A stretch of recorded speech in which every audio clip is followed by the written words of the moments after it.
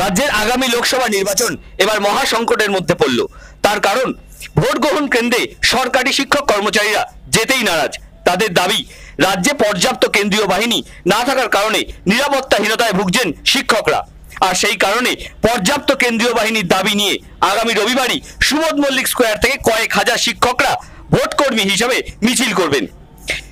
তাদের দাবি থাকবে যে ভোট কর্মীদের নিরাপত্তা সুনিশ্চিত করতে হবে। এই বিষয়ে রাজ্যের শিক্ষক ঐক্য মুক্ত মঞ্চের রাজ্য সম্পাদক মহিদুল ইসলাম কি বললেন একবারটি শুনে নেব।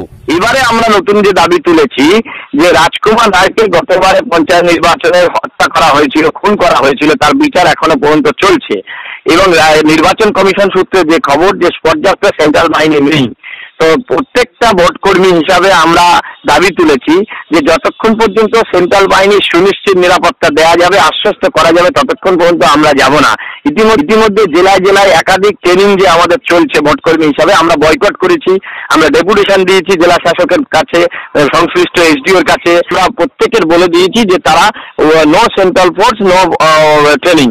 তো এই স্লোগান তুলে যেহেতু আমাদের নিরাপত্তা সুনিশ্চিত নেই এবং বর্তমান সময়কালে একটা অরাজকতা চলছে, আইন শৃঙ্খলা নেই, সেই জায়গা থেকে পঞ্চায়েতের অভিজ্ঞতা এবং হিংসা হানাহানিকে মাথায় রেখে আমাদের নিরাপত্তার স্বার্থে সেন্ট্রাল বাহিনী ছাড়া আমরা ভোট গ্রহণ কেন্দ্রে যাব না। তারপরে যখন পুলিশ অবজারভার আসেন বিবেক দুবে, উনি যেটা বিবৃতি দেন, নির্বাচন কমিশন সূত্রে জানলাম, সংবাদ মাধ্যম থেকে জানলাম যে 40% বেশি পর্যাপ্ত নিরাপত্তা কেন্দ্রীয় বাহিনী দেওয়া হবে না। এখন পুলিশ অবজারভার নিজেই বলছেন যে পর্যাপ্ত নিরাপত্তা বাহিনী নেই, অথচ 7 দফা ইলেকশন হচ্ছে। সেইটা আমরা কোনোভাবে মনে করছি না যে নিরাপত্তা পর্যাপ্ত পাবো।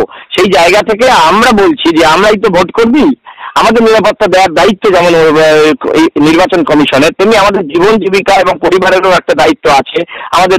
সেই জায়গায় যতক্ষণ না আমরা পর্যাপ্ত নিরাপত্তা বাহিনী পাচ্ছি ততক্ষণ পর্যন্ত আমরা ট্রেনিং নেব না, ভোট কর্মী হিসাবে যাব না।